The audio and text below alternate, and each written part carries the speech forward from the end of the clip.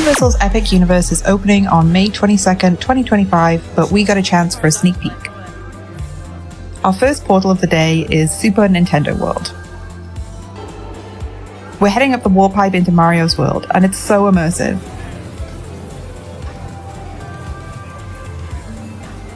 But first things first, we're headed to Mario Kart Bowser's Challenge.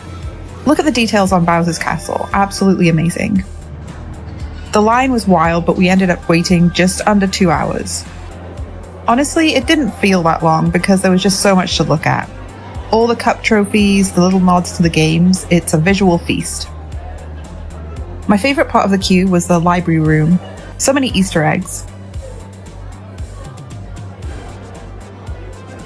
I loved the little piranha plant lamp, such a fun touch.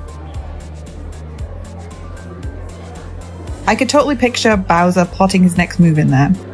The book titles were hilarious and Peach's picture was scattered all around.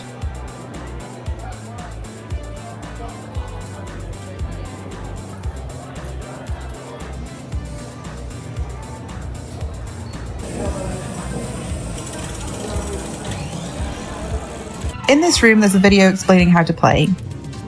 You get a Mario cap and clip the AR goggles into it once you're in the ride vehicle. The goal is to collect 100 coins. There's a little more queue after that, but then it's go time. The ride itself was super cool. The augmented reality layered over the physical sets was impressive, but honestly a little overwhelming. I kinda wanna ride again without the goggles just to soak in all the set details.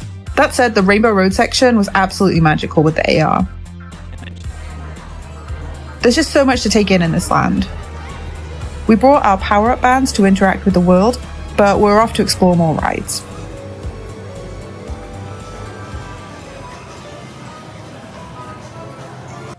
Our next portal is Isle of Berk from How to Train Your Dragon.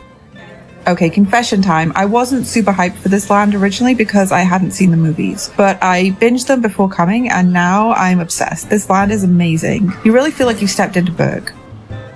First up, we have Hiccup's wing gliders. This roller coaster winds all around the land and is completely delightful. It's not super intense, but it's so joyful, and there are a couple of cute surprises along the way. The line was short, so naturally we rode it twice. Again! The shop at the exit has some really cute merch too.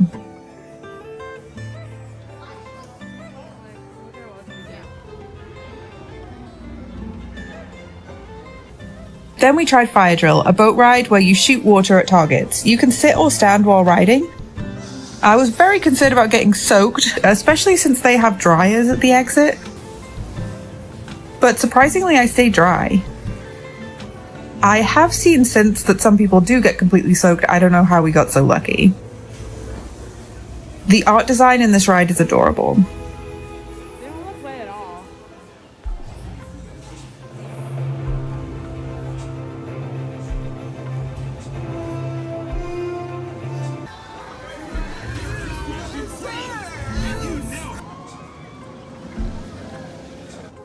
The last ride in this land is Dragon Racers Rally.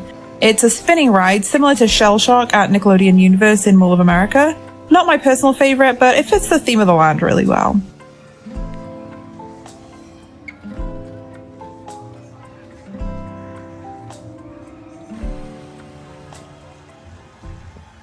Next stop is going to be Celestial Park. This is a central world of Epic Universe and it's stunning. All the portals branch out from here. We stopped at Oak and Star Tavern for lunch. The restaurant is centered around a giant oak tree filled with glowing starlight. It's so pretty. We ordered the 3-cheese mac and cheese, which was pretty solid, and the slow smoked brisket sandwich with a side of tropical coleslaw. This totally satisfied my barbecue craving. I especially like the coleslaw. Nice balance of sweet and tangy.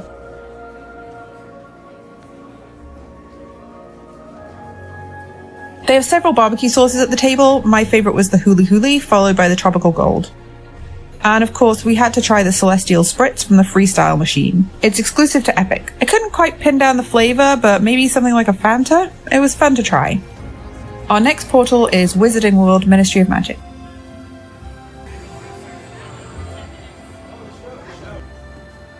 When you walk through this portal, you're transported to 1920s Paris from the Fantastic Beasts series. It feels like you've walked straight into the film, but with even more to explore. Restaurants, shops, and interactive wand effects. The scale of this world is huge.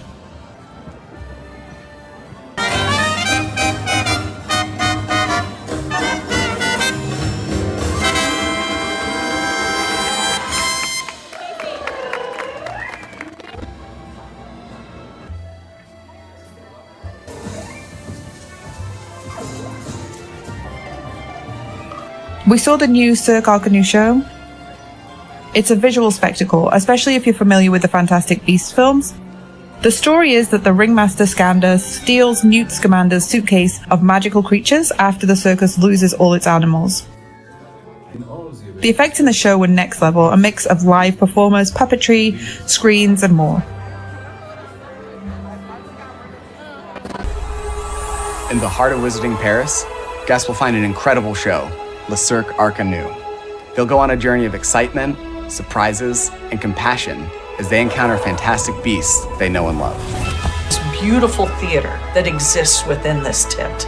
This is the first time we've created a full-scale indoor show for the Wizarding World of Harry Potter. We have aerialists, special effects, puppetry, and so much more coming together. It's going to be really fun for guests to see some of the creatures come to life.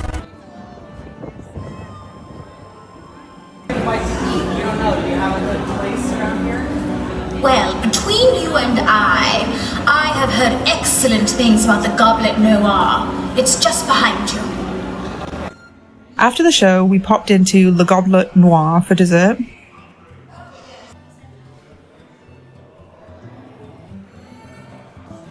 Tons of seating in here, which is always a plus.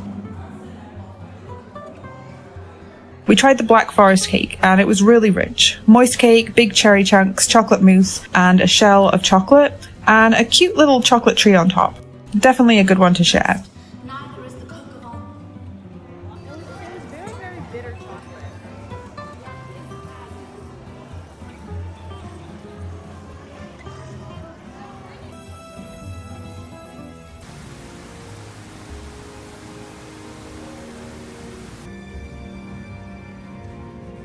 We're making our way back through Celestial Park and into Dark Universe.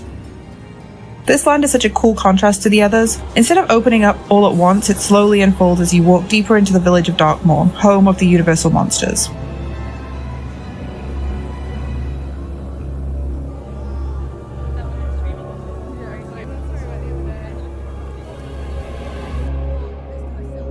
We saw Igor as we headed up to the Curse of the Werewolf, a spinning coaster with forward and backward motion.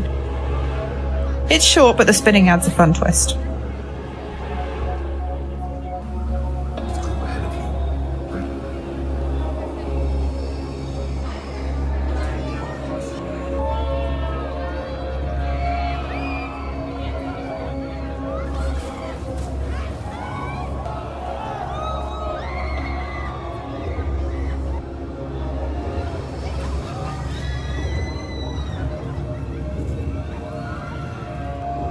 We popped into the Burning Blade Tavern, where the giant blades burst into flames throughout the day. Mostly drinks and snacks in here, but worth checking out just for the vibes.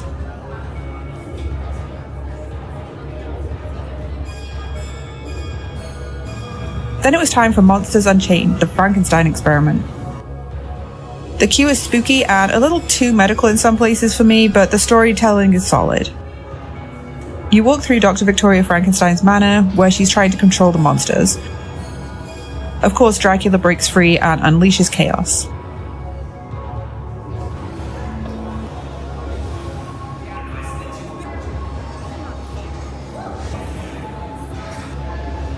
There are two pre-shows, one with our buddy Igor, love him. I sense fear in your hearts.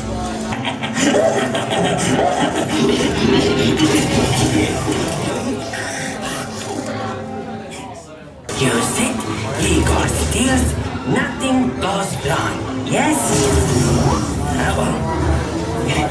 Don't look at that. This is just the emergency function.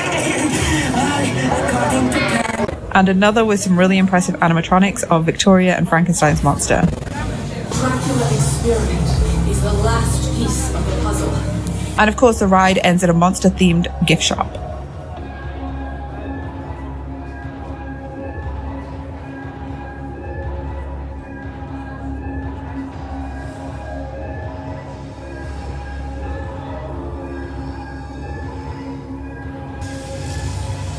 Oh, and keep an eye out for power surges in this land. You'll see it flash through the manor and feel it in the village streets. It's a very cool effect. Now we're back in Celestial Park for one last stop, the rides. First up, Stardust Racers, the big coaster of Epic Universe. It's a dueling coaster, yellow versus green track, and it's so fun.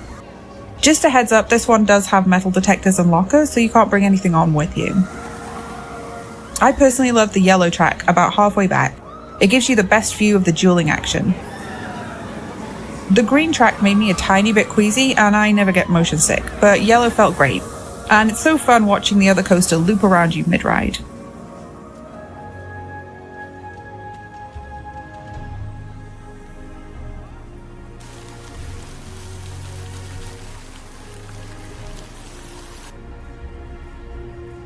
Last but not least is Constellation Carousel. This ride is gorgeous, especially with all the twinkle lights. It's not your typical carousel either. Some of the animals sit on rotating inner turntables, so if you get one of those, it feels more like a dance than a ride. You can choose to ride together or separately. We chose separate and each got our own cosmic creature to ride.